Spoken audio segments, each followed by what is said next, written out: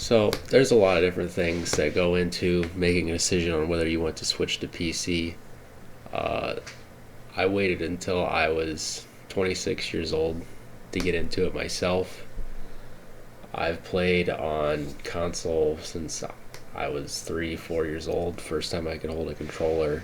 I played, you know, original Xbox all the way up to the newest one. I played all the PlayStations, and playing games on keyboard and mouse is is a big big culture change.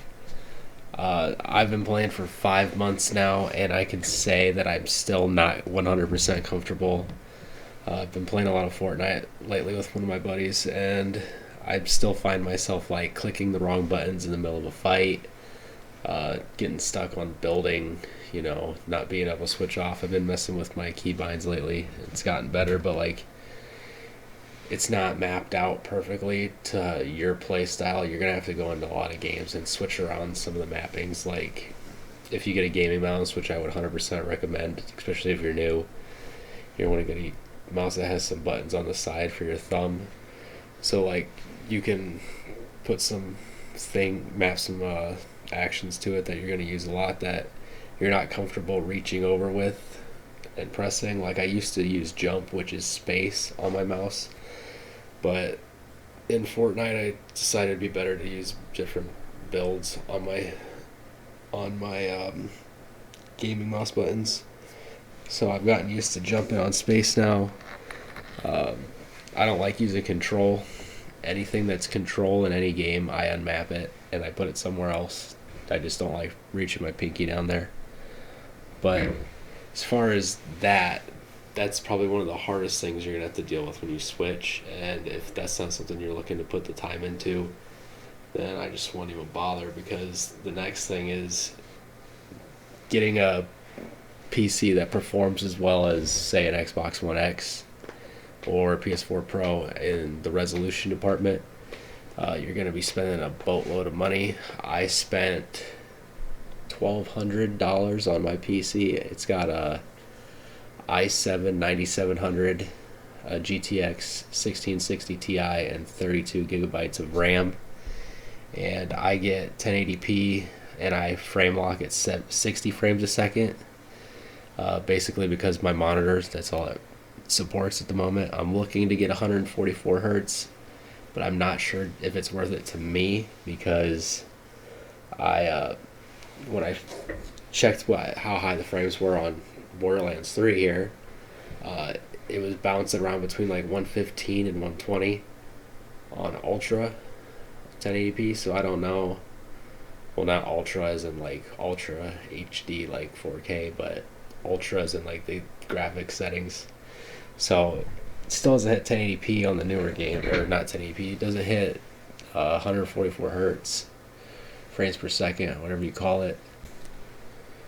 So basically, you're going to be paying a premium price to get 4K and at least 60 frames per second. In my opinion, at least $1,500 if you build it yourself. Which, if you're just starting up, I don't know if I would recommend that. Personally, I feel like I would break something, and unless you're like loaded and you have money to throw away, if you break something and you just buy a new one, I mean, if you want to give it a shot, go ahead. But if you're like me and you're nervous that you might snap something that it costs $300-$400, I would get it pre-built. Um, Definitely don't go to Walmart or anything like that. I would go online and check your prices and go through one of the companies like NZXT, or I got mine through Alienware, basically because I financed it. So, I mean, I made a video about how to finance an Alienware PC about a week ago. So, yeah, the price is pretty steep to get, the performance of, the consoles that are on the market today. But I can say from experience that 1080p on a 24-inch monitor and 4K on a 43-inch TV is barely noticeable playing a game. Plus, the newer graphics cards have ray tracing, which is, if you've seen the new Xbox Series X reveal of its specs, that's going to have ray tracing. So if you get one of the new RTX NVIDIA cards, you can see all that glory. I personally don't have that yet. I'm looking into getting a new graphics card, and the one I'm looking at is $500 in itself. So that's the cost of an entire that was the Xbox One X when it first launched. But other than that, you know that it's expensive. You know that learning keyboard and mouse is going to take time to perfect. You're probably thinking by now that I totally regret my decision to buy my PC when I already had an Xbox One X myself. But in reality, I can't put my finger on what it is, but I personally love it. And there's just, I mean, a lot of people say that on PC there's lots of sales for games, and obviously you get free multiplayer for everything, and that's a perk. But I mean, $1,200 for 1080p and like 100 frames a second versus 4K 60 for 500, and you get free multiplayer. It doesn't really, that's a long time before that gap is covered with the free multiplayer than what you would be spending if you had an Xbox and you're paying for Gold or Game Pass. I actually still pay for my Game Pass Ultimate because like I said, I still have an Xbox One X downstairs on my TV. And if you have that, you get Game Pass on PC too. And there's a lot of games you can play on there for free. A lot of the first party Microsoft titles now are going to be on PC as well. So there's like really, it just depends on your preference. Like, I don't think I'm going to be getting a Series X. I think I'm going to get a really souped up graphics card. They're supposed to release some new NVIDIA cards in June is what the word on the street is. Nothing's been confirmed. I guess there's some sort of conference next week, but I'm looking to that's where my money's probably going to go. There's also Origin Access, which is basically your EA access. I think it came out on PS4 recently. It's been on Xbox for years now, but Origin Access is $15 a month. Well, Origin Premier Access, I guess, is $15 a month, and you get to play every game in full when it launches. There's no trial and then buy at a discount.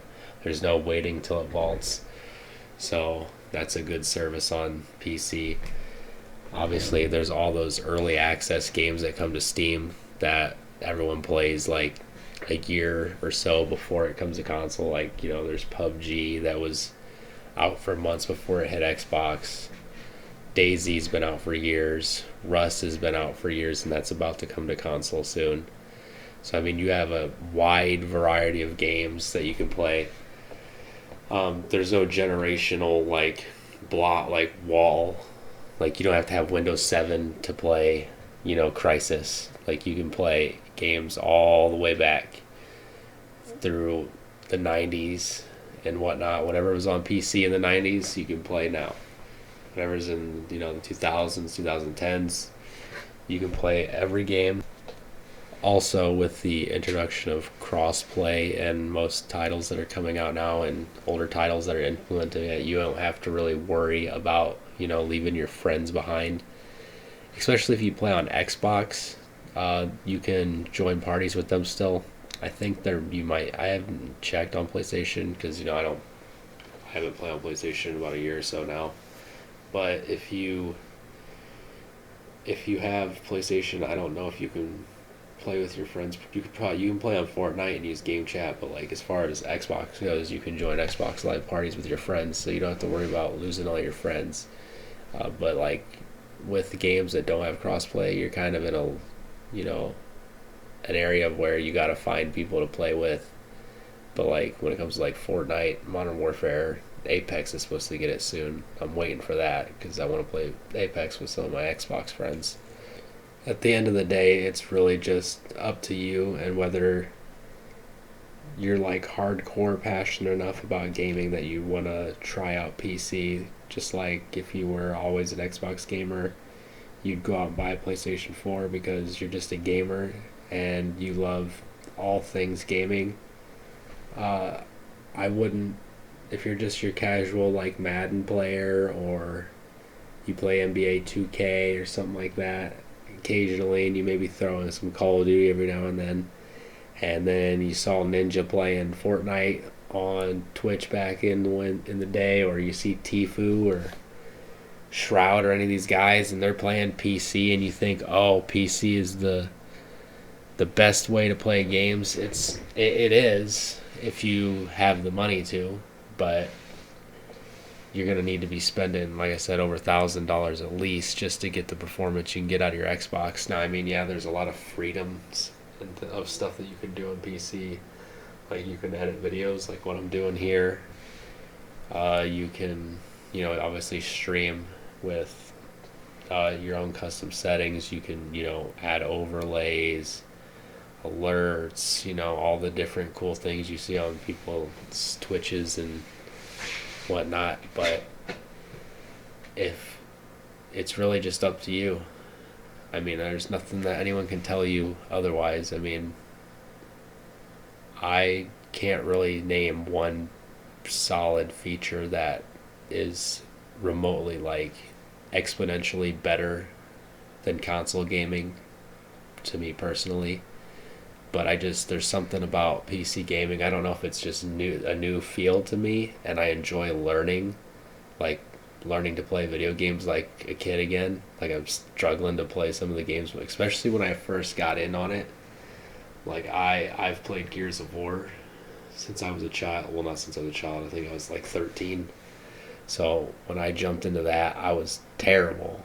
Couldn't do nothing. But like now, I'm able to hit headshots like it's no other. So that's pretty much all there is to it. If you really, really, really want to try it, and you're a hardcore gamer like myself, I would go ahead and jump the gun and get yourself a PC. If you're on the fence, then I'd wait. Maybe do some more research, look into it more, make a decision from there. But that's it. Don't forget to drop a like on the video. That really helps me out. Don't forget to subscribe, and you can follow me at twitch.tv/Fang_Morrow. And you can catch me when I'm live streaming from the freedom of my Alienware PC. And I'll catch you guys later.